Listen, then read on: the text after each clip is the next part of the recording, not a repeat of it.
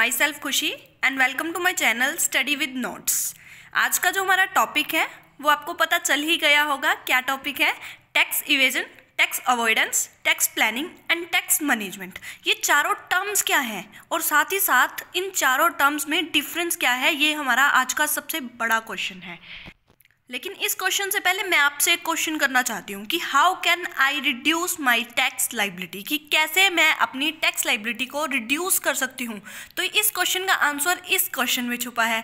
मतलब कि अगर मैं आपसे पूछूं कि how can I reduce my tax liability, कि मैं कैसे अपनी टैक्स लाइबिलिटी को कम कर सकती हूँ, तो आपका आंसर है आप टैक्स इवेजन से अपनी टैक्स लाइबिलिटी को कम कर सकते हो, टैक्स अवॉइडेंस करके, टैक्स की प्लानिंग करके एंड टैक्स को मैनेजमेंट करके। इन चारों टर्म्स को रीड करने के बाद आपको पता चलेगा कि कैसे आप अपनी टैक्स की लाइबिलिटी को रिड्यूस कर सकते हो। तो स्टार्ट करते हैं आज की हमारी video, tax evasion, tax avoidance, tax planning and tax management.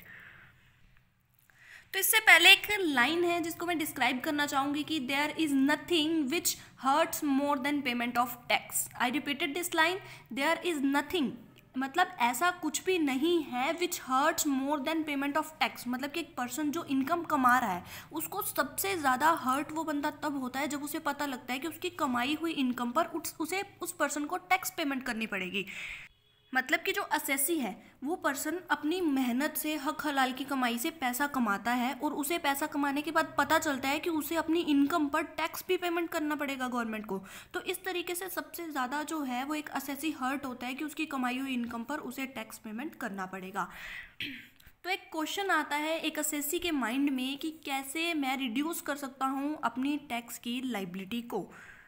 तो इस रास्ते में जब एक पर्सन के माइंड में आता है कि कैसे मैं कम करूं अपनी टैक्स की लाइबिलिटी को, तो दो तरीके आते हैं कि एक लेजिटिमेट वे से वो बंदा अपनी टैक्स की लाइबिलिटीज़ को कम कर सकता है, मतलब कि एक लीगल वे से, लीगल मीन्स को अपनाकर, लीगल मेथड्स को अपनाकर वो पर्सन अपनी टैक्स लाइबिलिटी को कम कर सकता है। लेकिन सेकेंड मेथड आता है कि वो इलीगल मेथड्स अडॉप्ट करे, इलीगल मीन्स अडॉप्ट करे जिससे वो अपनी टैक्स लाइबिलिटी को कम करे। लेकिन जो इलीगल मेथड्स होते हैं वो एक्सेप्टेड नहीं होते हैं। ये सारी जो प्रैक्टिसेस हैं, ये मेथड्स हैं जो इलीगल हैं, जो इलीगल मीन्स हैं, वो एक्सेप्टेड नहीं होते हैं और साथ ही साथ ये हमारे लिए प्रॉब्लम भी क्रिएट्स करते हैं, क्योंकि इलीगल वर्क करने के बाद हमें जो है पेनल्टी पेमेंट करनी पड़ सकती है या साथ ही साथ कुछ लीगल एक्शन हमारे ऊपर उठाए जा सकते हैं। तो इन्हीं 4 टर्म्स में मैं आपको बताऊंगी कि कौन कौन सी टर्म्स लीगल है, मेथड्स हैं हमारी टैक्स लाइबिलिटीज़ को रिड्यूस करने के लिए और कौन कौन से इलीगल मेथड्स हैं हमारी टैक्स लाइबिलिटी को रिड्यूस करने के लिए। सबसे फर्स्ट जो हम शुरू करते हैं वो है टैक्स इवेजन। हमारा ये फर्स्ट रहेगा। फर्स्ट पॉइंट क्या कहता है कि टैक्स इवेजन हमारा हम कैसे कर सकते हैं। इवेजन का मतलब होता है चोरी करना, मतलब कि हम टैक्स की चोरी कैसे कर सकते हैं। अब नाम से ही क्लियर है कि टैक्स की चोरी करनी है। चोरी मतलब इलीगल वर्क, इलीगल मेथड है। मतलब कि जो टैक्स इवेजन है, टैक्स इवेजन मतलब कि टैक्स की चोरी करना, कर की चोरी करना, ये एक इलीगल मेथड है, इलीगल मीन्स है जिसके द्वारा इलीगल वर्क किया जाता है। टैक्स इवेजन वो सिचुएशन है जब एक पर्सन ट्राई करता है कि वो अपनी टैक्स लाइबिलिटी को रिड्यूस करे। किस तरीके से रिड्यूस करे कि वो अपनी जो इनकम है, अपनी इनकम को कम शो करे और जो उसके एक्सपेंसेस होते हैं उनको ज़्यादा शो करे। मतलब कि अगर वो पर्सन जो असेसी है वो अपनी इनकम को अपनी इनकम को कम शो करेगा और अपनी जो एक्सपेंसेस हैं उनको ज़्यादा शो करेगा, जिससे वो अपनी टैक्स को चोरी कर सकता है। कुछ जो इंडिविजुअल्स होते हैं, कुछ जो असेसी होते हैं, वो क्या करते हैं, जानबूझकर अपनी जो इनकम होती है उसको छुपा लेते हैं ताकि वो क्या कर सकें, जो इनकम टैक्स की पेमेंट होती है उसे कम से कम पे कर सकें। मतलब कि जो उनका टैक्स उनका बनता है according to slab rate plus जो उनके सरचार्ज होता है प्लस जो उनका सेस होगा, उन जो भी पेमेंट होगी टैक्स की वो कम से कम पे करें। इसीलिए वो जानबूझ के अपनी इनकम को छुपा लेते हैं। इसमें सबसे अच्छा जो एग्जांपल क्या है वो ये है कि एक पर्सन है जो रिसीव करता है पेमेंट इन कैश। मतलब कि एक पर्सन को कैश मिलता है लेकिन वो इनकम टैक्स की जब कैलकुलेशन होती है, जब टैक्सेशन की कैलकुलेशन होती है, तब वो उस इनकम को डिक्लेयर ही नहीं करता, वो भूल जाता है या दिखाता ही नहीं है। तो उस चीज़ में ये बहुत ही अच्छा एग्जाम्पल है इवेजन का कि टैक्स की चोरी कर लेना। इनकम तो हो गई है लेकिन जब भी टैक्स की कैलकुलेशन होगी तो उसे हम शो नहीं करते हैं तो उसे बोलते हैं टैक्स इवेजन। जैसे कि मैंने आपको पहले ही बताया कि जो टैक्स इवेजन है, मतलब कि टैक्स को चोरी करना इलीगल वर्क है, तो उसी तरीके से इसे हम क्राइम बोलते हैं। मतलब कि अगर किसी पर्सन ने टैक्स इवेजन किया है तो उसने एक क्राइम किया है। और साथ ही साथ टैक्स जो अथॉरिटीज़ होती हैं, जैसे कि टैक्स अथॉरिटीज़ होती हैं हमारी, जो भी CBDT है, central board of direct tax है, तो जो भी ये अथॉरिटीज़ है वो उन पर बहुत ही बड़ा पेनल्टी इम्पोज कर सकते हैं उन पर्सनस पे जिन्होंने टैक्स इवेजन किया है। और साथ ही साथ उन पे प्रोसिक्यूशंस भी किया जाएगा अगर ऐसा कोई भी केस सामने आता है, ठीक है। और लीगल एक्शंस जो होते हैं वो उठाए जाएंगे इन पर्सन के अगेंस्ट। टैक्स इवेजन के अब कुछ एग्जांपल्स हैं। कैसे एग्जांपल्स हैं कि मतलब कि एक पर्सन है जिसने अपनी इनकम को छुपाया है, जो इनकम उसने कैश में, मैंने आपको पहले ही बताया कि एक पर्सन है जिसने कैश में इनकम कमाई, लेकिन जब टैक्सेशन उसने करना था, कैलकुलेशन करना था टैक्स का, तब उसने उस अमाउंट को छुपा लिया जो उसे रिसीव हुआ। तो वो हमारा एक मेथड है जिससे हम टैक्स इवेजन कर सकते हैं, या फिर टैक्स एग्जाम्पल है हमारा, टैक्स इवेजन का एग्जाम्पल है, ठीक है। अंडर रिपोर्टिंग ऑफ इनकम भी होता है कि इनकम कमाई ज़्यादा है लेकिन हम शो जो करें अपने अकाउंट्स में, बुक्स में, तो वो कम करें, अंडर रिपोर्टिंग ऑफ इनकम करें। उसके बाद आता है कि जो हमारी एंट्रीज होती हैं उसको हम गलत करें, फॉल्स एंट्रीज को रिकॉर्ड करें हमारे बुक्स ऑफ अकाउंट्स में। फिर उसके बाद आता है कि कोई भी डिडक्शंस होती हैं तो उसको ज़्यादा दिखा देना, कि हमने कोई भी इनकम कमाई है तो उस इनकम पर ज़्यादा डिडक्शन दिखा देना, या फिर कुछ गलत ही डिडक्शन क्लेम कर देना जो भी हम रिटर्न भरते हैं उसमें। फिर उसके बाद कुछ पर्सनल एक्सपेंसेस को बिजनेस एक्सपेंसेस की तरह ट्रीट कर देना। जैसे कि एक पर्सन है जो अपने पर्सनल काम के लिए अपनी सिटी से बाहर गया, लेकिन उसने क्या किया, अपने बिजनेस में दिखा दिया कि मैं एक बिजनेस के वर्क से अपनी सिटी से बाहर गया हूँ। तो ये भी एक टैक्स इवेजन का एग्जाम्पल है, ठीक है। उसके बाद कुछ पर्सन्स होते हैं जो अपनी जो इनकम होती है और एसेट्स होती हैं उसको ट्रांसफ़र कर देते हैं किसी अनदर पर्सन को, या फिर उसको छुपा लेते हैं। तो इनकम या फिर एसेट को छुपाना या ट्रांसफ़र करना भी टैक्स इवेजन का एग्जाम्पल है।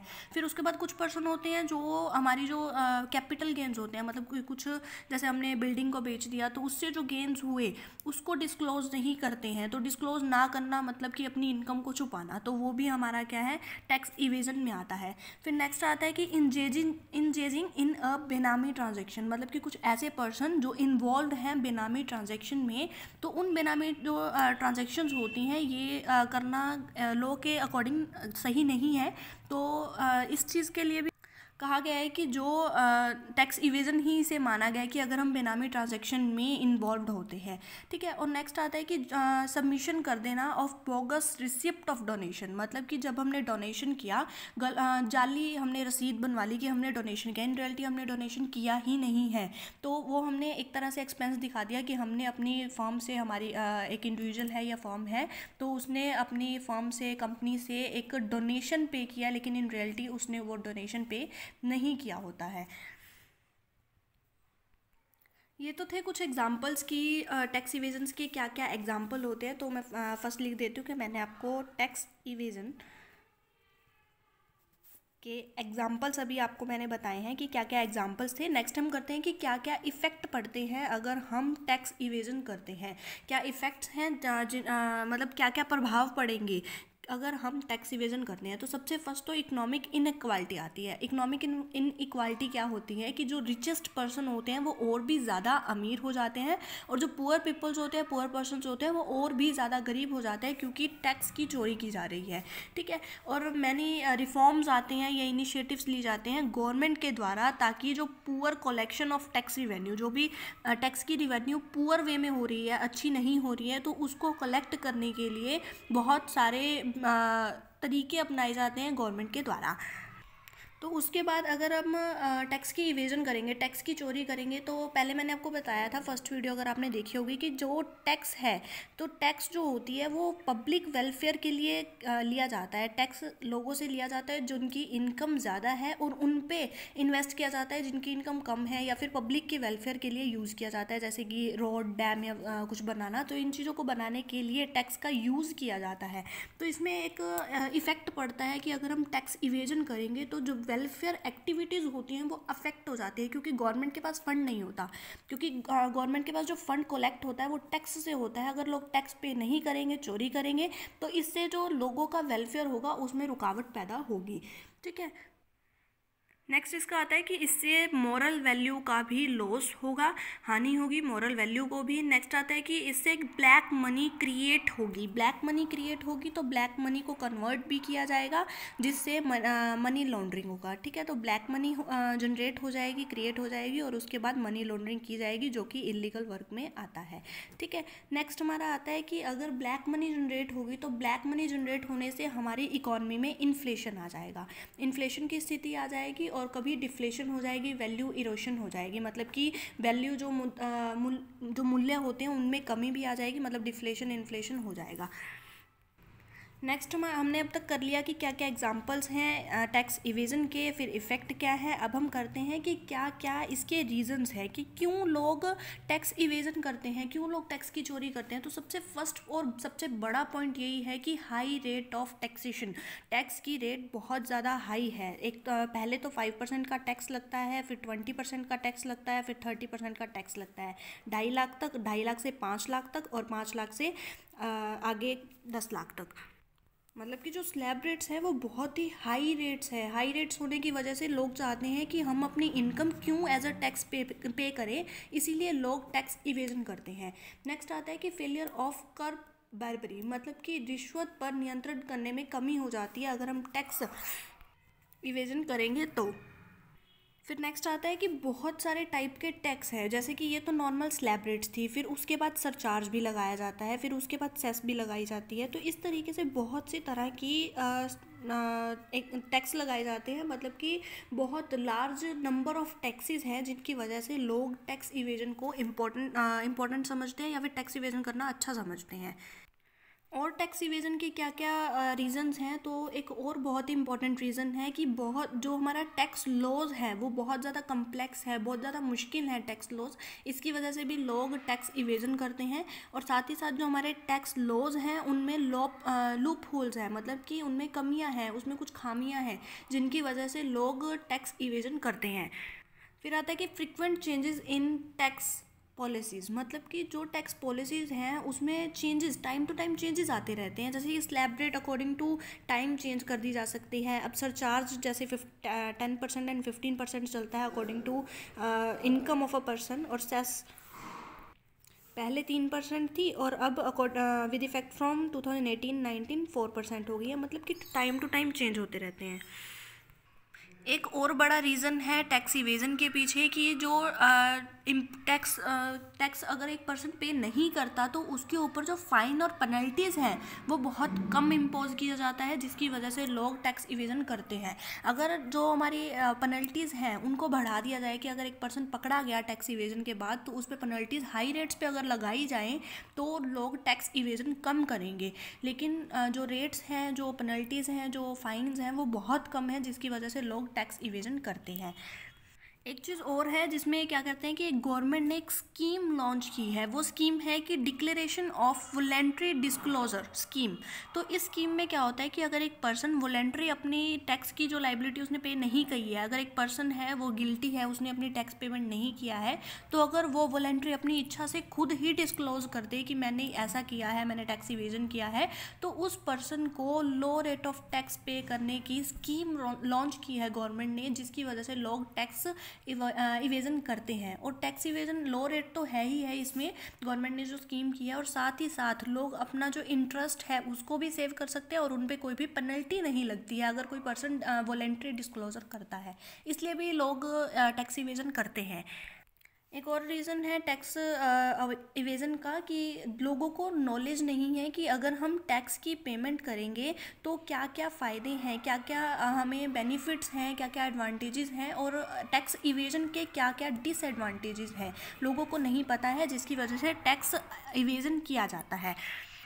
तो ये तो थे कि टैक्स इवेजन क्या है, मैंने डिटेल में आपको अच्छे से समझा दिया है कि टैक्स इवेजन के एग्जांपल्स क्या हैं, इफ़ेक्ट्स क्या हैं और साथ ही साथ रीजंस क्या हैं।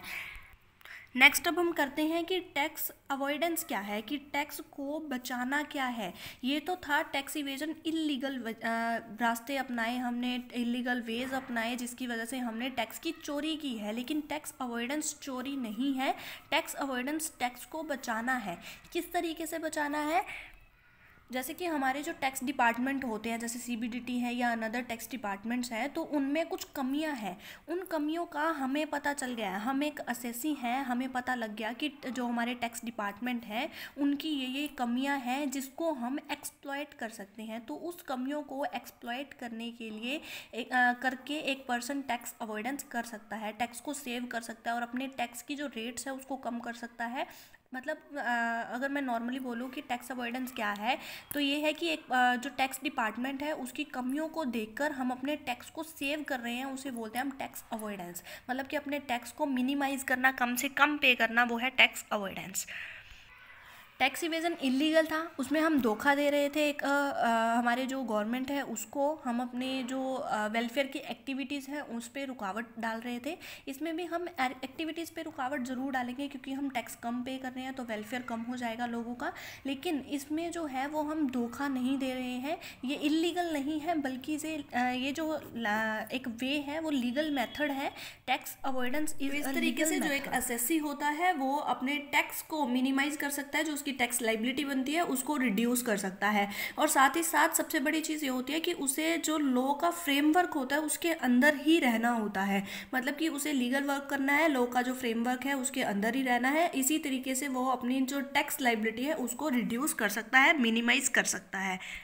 और जो एक टैक्स पेयर होता है, जो एक असेसी होता है, उसको बिल्कुल हक है, वो इंटाइटल्ड है, उसको राइट है कि वो इस तरीके की एडवांटेज ले सकता है, मतलब कि वो टैक्स अवॉइडेंस कर सकता है, उसको पूरा राइट है।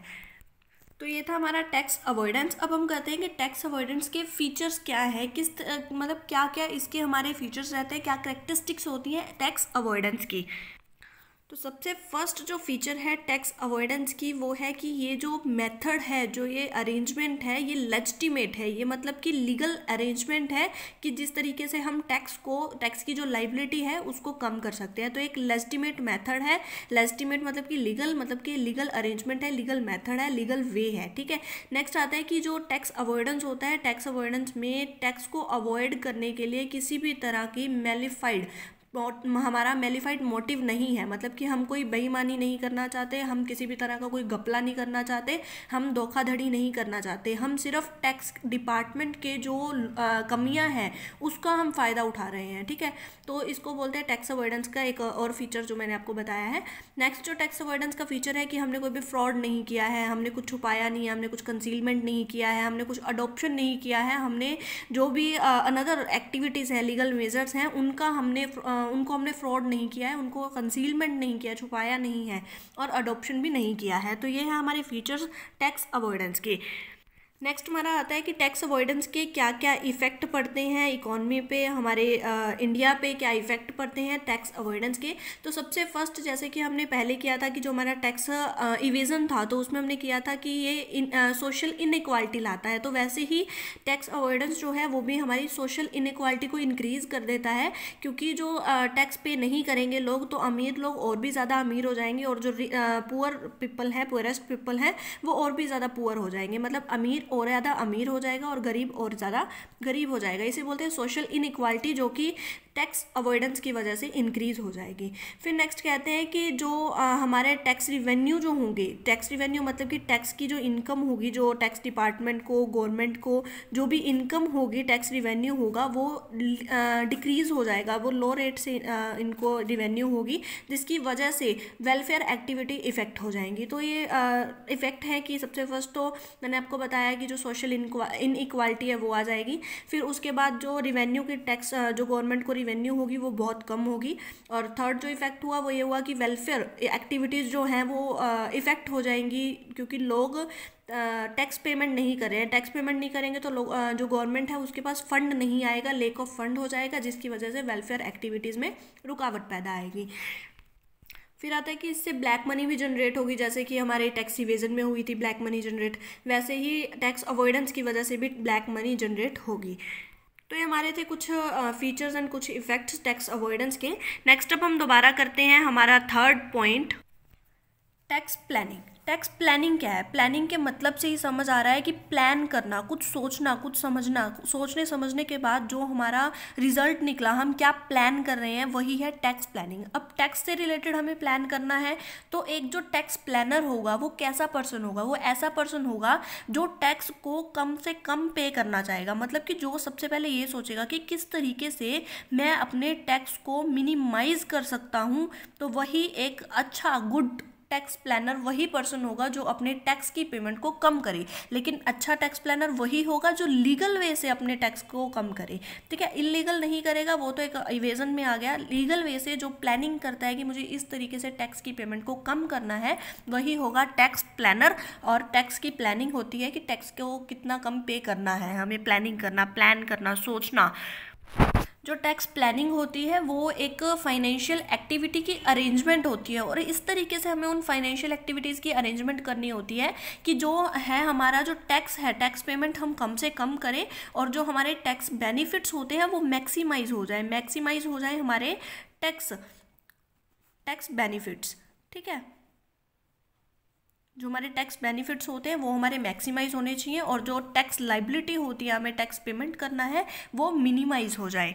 अब हम टैक्स प्लानिंग कर कैसे सकते हैं? हम डिडक्शंस ले सकते हैं। डिडक्शंस आती हैं, आगे आपको मैं अलग से एक चैप्टर करवाऊंगी कि डिडक्शंस क्या होती हैं, कितने सेक्शंस के अंदर कंप्लीट होती है डिडक्शंस, तो वो करेंगे हम। फिर एक पर्सन है, एक असेसी है, वो एग्जम्पशन ले सकता है, डिडक्शन ले सकता है, और कंसेशन ले सकता है गवर्नमेंट से किसी भी चीज़ का। तो इनके एक अलग मेथड्स होते हैं कि किस तरीके से ये डिडक्शन, एक्सेप्शंस और जो हम एग्जम्पशंस और कंसेशंस लिए जा सकते हैं। इन तीनों के साथ साथ हम कुछ हमारा वो जो रिबेट्स होते हैं वो भी ले सकते हैं। इनको हम आगे पढ़ेंगे कि रिबेट्स क्या होते हैं, ये सारी चीज़ें क्या होती हैं। अलाउंसेस भी लिए जा सकते हैं। अलाउंसेस लेकर भी एक पर्सन टैक्स की प्लानिंग कर सकता है, अपने जो टैक्स बेनिफिट्स होते हैं उनको मैक्सिमाइज कर सकता है। और ये जो चीज़ें होती हैं ये सारी हमें इनकम टैक्स एक्ट 1961 के अकॉर्डिंग दिया गया है। जो हमारा इनकम टैक्स एक्ट जो कि हम पढ़ रहे हैं, इनकम टैक्स 1961 जो भी हमारा एक्ट बना है, उसके अकॉर्डिंग ये सारी चीज़ें दी गई है। और ये मेथड्स क्यों दिए गए, लोगों के द्वारा ये मेथड्स क्यों दिए गए कि लोग अपनी जो टैक्स लाइबिलिटी है उसको रिड्यूस कर सकते हैं? ये इसीलिए दिए गए ताकि लोगों के जो ऊपर टैक्स का बर्डन होता है वो कम हो जाए, और एक लीगल वे से कम हो। लोग इलीगल मीन्स ना अपनाएं, लोग लीगल रास्ते अपनाकर ही अपने टैक्स की लाइबिलिटी को कम करें। इसीलिए ये जो हमारे कुछ चीज़ें दी गई हैं, जैसे डिडक्शन, एग्जम्पशन, हमारे कंसेशन, रिबेट, अलाउंसेस, तो ये सारी चीज़ें ही एक लीगल मेथड है जिनसे हम अपने टैक्स लाइबिलिटीज़ को रिड्यूस कर सकते हैं। अब टैक्स प्लानिंग के कुछ ऐसे रास्ते होते हैं जिनकी वजह से हमें टैक्स प्लानिंग कर सकते हैं, हमें डिडक्शंस मिलती हैं। तो हम कुछ स्पेशल इकोनॉमिक जोन जो होते हैं हमारे, जैसे कि सेज होता है स्पेशल इकोनॉमिक जोन, अगर हम इन्वेस्ट करते हैं इनमें तो हमें कुछ डिडक्शंस मिलती है, हमें एग्जम्पशंस मिलती हैं। तो इस तरीके से हम जो टैक्स की लाइबिलिटी है उसको रिड्यूस कर सकते हैं। और ये जो रास्ते होते हैं ये बिल्कुल ही लेजिटिमेट होते हैं, और इसी से हमें जो डिडक्शंस हैं, एग्जम्पशंस हैं, कंसेशंस हैं वो मिलती हैं। और साथ ही साथ इससे जो हमारी इकॉनमी होती है, इकॉनमी भी प्रमोट होती है, हमारी इकॉनमी प्रमोट होती है इस चीज़ से, ठीक है। अब हमारा नेक्स्ट आता है कि हमने टैक्स प्लानिंग कर ली है, हमने ये कर लिया कि किस तरीके से टैक्स प्लानिंग की जा सकती है। हमें डिडक्शन मिलता है, एग्जम्पशन मिलता है, हमें बहुत से कंसेशन मिलते हैं, रिबेट मिल जाता है, अलाउंसेस मिल जाते हैं। लेकिन हमारी टैक्स प्लानिंग की स्ट्रेटजीज़ क्या है, इसमें भी यही आएगा कि हम कैसे अपनी टैक्स प्लानिंग कर सकते हैं। तो सबसे फर्स्ट एक जो पर्सन होता है, जो एक असेसी है जिसकी इनकम है, वो अपनी इनकम को अपनी फैमिली मेम्बर्स में डिवाइड कर सकता है। फॉर एग्जाम्पल ये एक मैन है, ये हेड है अपनी फैमिली का, लेकिन इसमें HUF की बात नहीं होगी, क्योंकि HUF जो है वो एक अलग से इनका जो टैक्स की लाइबिलिटी होती है उनको मेजर किया जाता है, कैलकुलेट किया जाता है।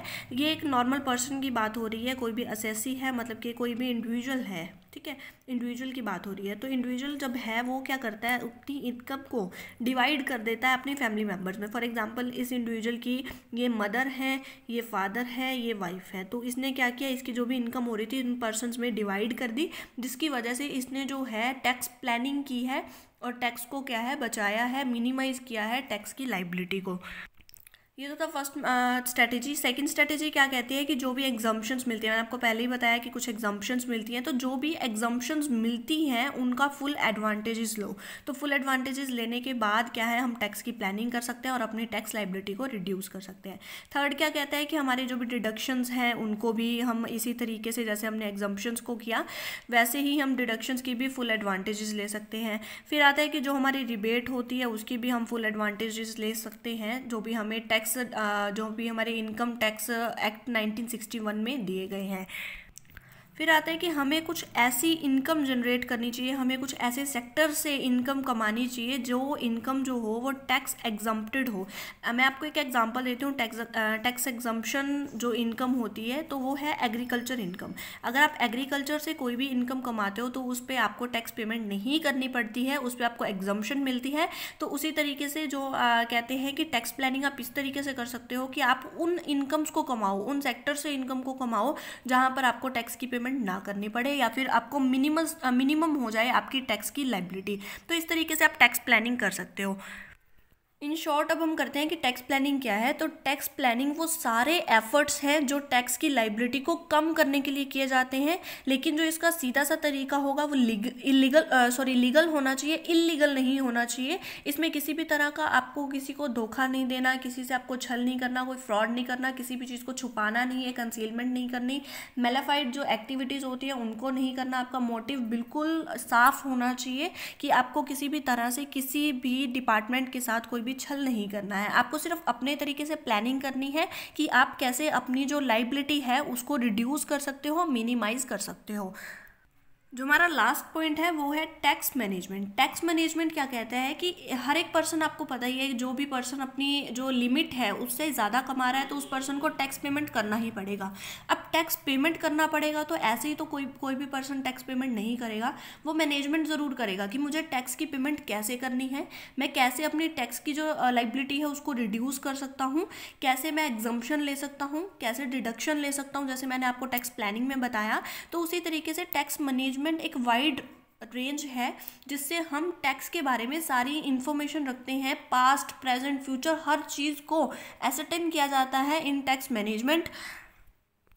और टैक्स मैनेजमेंट में ये चीज़ भी आती है कि जो भी हमने टैक्स पेमेंट करना है, जितनी भी अमाउंट की हमें टैक्स पेमेंट करनी है, तो उसके फाइनेंस की मैनेजमेंट कहाँ से होगी, हम पैसे को कहाँ से लाएंगे, हमारी इनकम कहाँ से आएगी जिससे हमें क्या है टैक्स को पेमेंट करनी है। तो टैक्स मैनेजमेंट होता है ये। जो टैक्स मैनेजमेंट है is related with the operational expect of the payment of tax. मतलब कि टैक्स की पेमेंट के लिए जो भी हम ऑपरेशनल चीज़ें करते हैं कि हमें टैक्स कैसे पे करना है, हमें रिटर्न भरनी है, वो सारी चीज़ें टैक्स मैनेजमेंट के अंदर आती हैं। तो अब हमारी ये चारों टर्म्स मैंने आपको एक एक करके समझा दी है कि टैक्स इवेजन क्या होता है, टैक्स अवॉइडेंस क्या होता है, टैक्स प्लानिंग क्या होता है और टैक्स मैनेजमेंट क्या होता है। अब हम इन चारों के बीच में डिफरेंस करेंगे आपस में कि क्या इनकी डिफरेंसेस हैं, जिससे आपको इन टर्म्स के बारे में और भी ज़्यादा क्लियर हो जाएगा। तो फर्स्ट हमारा जो डिफरेंस है वो है टैक्स इवेजन और टैक्स अवॉइडेंस के बीच में।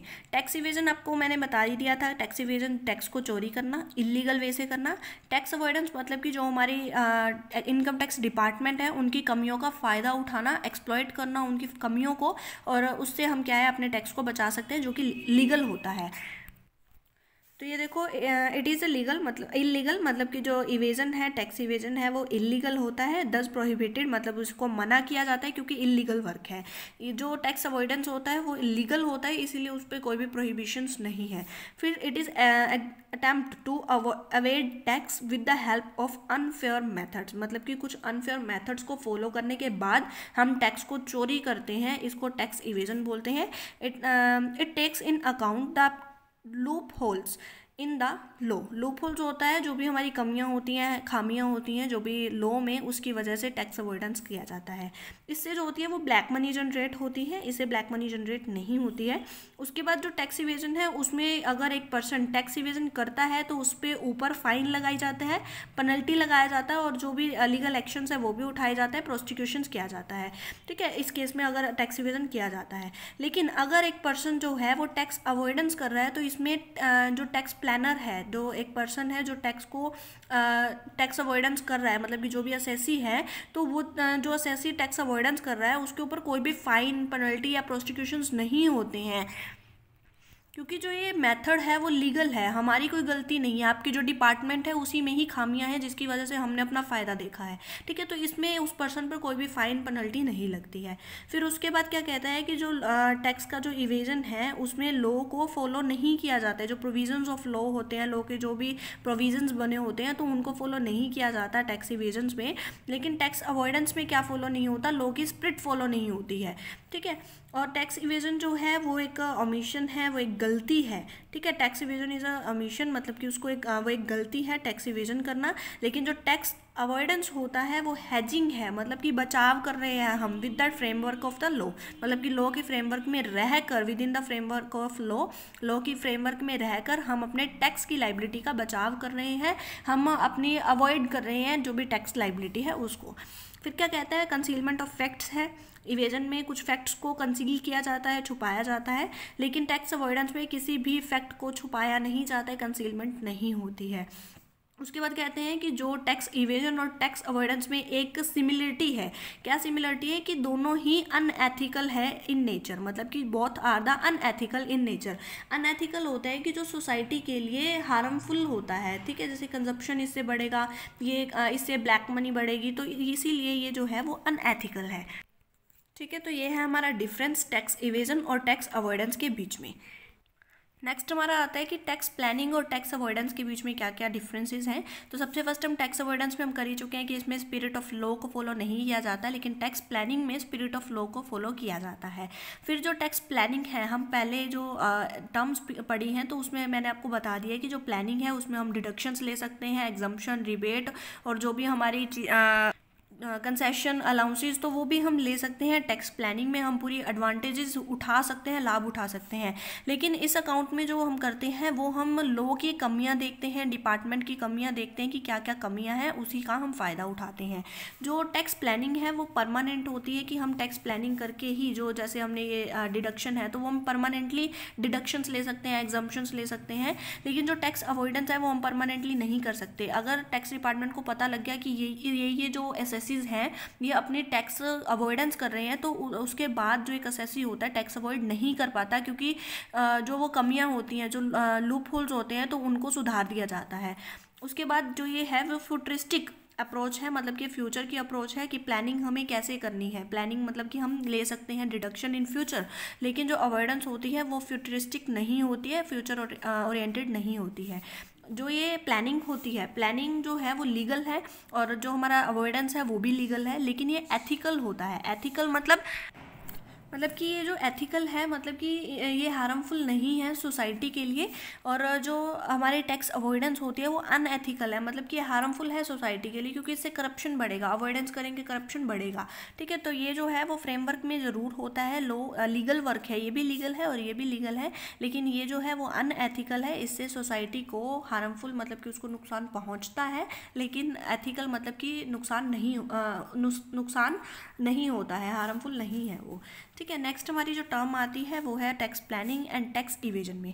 टैक्स प्लानिंग में हम डिफरेंस कर चुके हैं और टैक्स इवेजन मैंने फर्स्ट डिफरेंस आपको करवाया था टैक्स इवेजन का।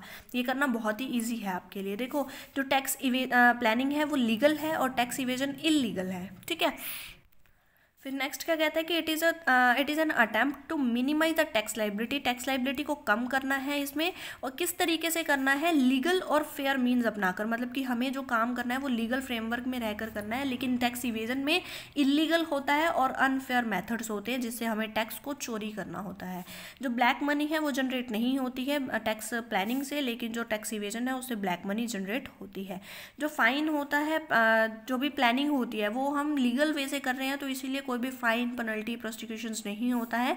लेकिन जो टैक्स इवेजन है उसमें फाइन, पेनल्टी और प्रोसिक्यूशंस होता है अगर कोई भी पर्सन टैक्स इवेजन करता है, ठीक है। In case of tax planning, provision of law are followed, मतलब कि जो प्रोविजंस ऑफ लॉज होते हैं, जो लॉ के जो भी नियम वगैरह बने होते हैं, जो भी प्रोविजंस होते हैं, तो उनको फॉलो किया जाता है। लेकिन इसमें फॉलो नहीं किया जाता क्योंकि लॉ की जो चीज़ें हैं उनको हम तोड़ रहे हैं, इलीगल वर्क कर रहे हैं, ठीक है। Tax planning is tax minimisation, tax को कम करना है प्लानिंग करके। लेकिन जो टैक्स इवेजन है उसमें टैक्स को भूलना है या ना पे करना है, ठीक है। है, तो मतलब कि गलती करना है, टैक्स इवेजन जो है वो एक गलती है, ठीक है, इलीगल है। नेक्स्ट क्या कहते हैं कि नो कंसीलमेंट ऑफ फैक्ट, जो टैक्स प्लानिंग है उसमें कंसीलमेंट नहीं की जाती है, लेकिन इसमें जो है वो कंसीलमेंट की जाती है। ये सारी चीज़ें जो है वो बहुत ही इंपॉर्टेंट है। और एक बात ज़रूर याद रखिएगा कि जो ये डिफरेंसेस हैं ये ज़रूर आएंगे आपके एग्ज़ाम में, डिफरेंसेस आएंगे या फिर एक टर्म अलग से भी पूछी जा सकती है, लेकिन ये श्योर है कि आपके एग्ज़ाम में tax evasion, tax planning, tax management, tax जो अवॉइडेंस है, ये चारों को ही पूछा जाएगा, तो ज़रूर करना ये टर्म्स। नेक्स्ट हमारी जो आती है वो difference between the tax planning and tax management क्या है वो हम करेंगे। सबसे फर्स्ट देखो, जो टैक्स प्लानिंग है वो रिलेट्स विथ फ्यूचर है, हम प्लानिंग को पहले भी कर चुके हैं, मैनेजमेंट इसमें हमारा ज़्यादा इंपॉर्टेंट रहेगा। टैक्स प्लानिंग फ्यूचर से रिलेटेड है।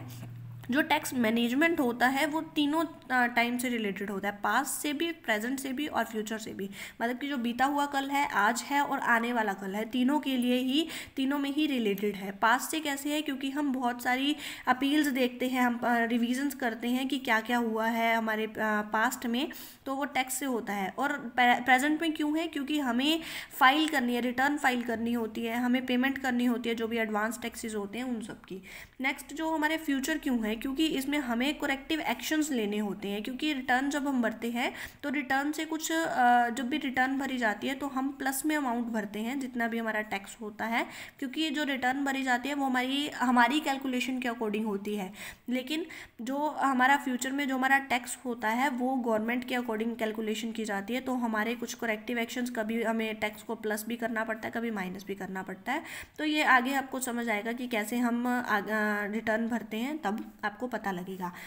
टैक्स प्लानिंग जो है वो ऑप्शनल है, हम कर भी सकते हैं, नहीं भी कर सकते हैं, लेकिन जो टैक्स मैनेजमेंट है वो ऑब्लिगेटरी होती है, मतलब कि आपके लिए ज़रूरी है। अगर आप एक असेसी हो, आपकी जो इनकम है वो आपके एग्जम्पशन लिमिट से ज़्यादा है, आपकी जो लिमिट है उससे ज़्यादा है, तो आपको अपनी टैक्स मैनेजमेंट करनी ज़रूरी है, ऑब्लिगेटरी है।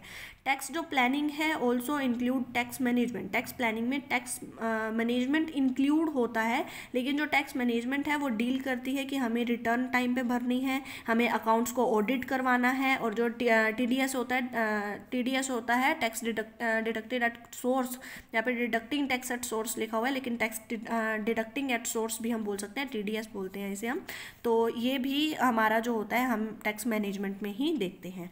नेक्स्ट आता है कि tax planning helps in minimising tax liability in short term and in long term, मतलब कि जो टैक्स प्लानिंग होती है उसमें हमें टैक्स की लाइबिलिटी को कम करना है, शॉर्ट टर्म लाइबिलिटी को भी कम किया जा सकता है और लॉन्ग टर्म लाइबिलिटी को भी कम किया जा सकता है।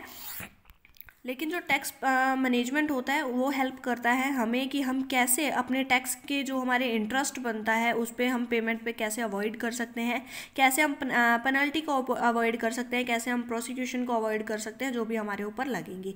उसके बाद कहते हैं कि it is to avail the maximum benefit and deduction, exemption, rebates and other जो भी एक्सेट्रा होते हैं, thereby the minimise the tax liability. ये एक वो तरीका है जिससे हम मैक्सिमम हम टैक्स बेनिफिट्स ले सकते हैं, हमारी टैक्स लाइबिलिटीज़ को मिनिमाइज कर सकते हैं। किन तरीक़ों से? डिडक्शन लेके, एग्जम्पशन लेके, रिबेट लेके, कंसेशन लेके या कुछ अलाउंसेस लेके हम ये टैक्स प्लानिंग कर सकते हैं, जैसे कि हमने पहले भी किया।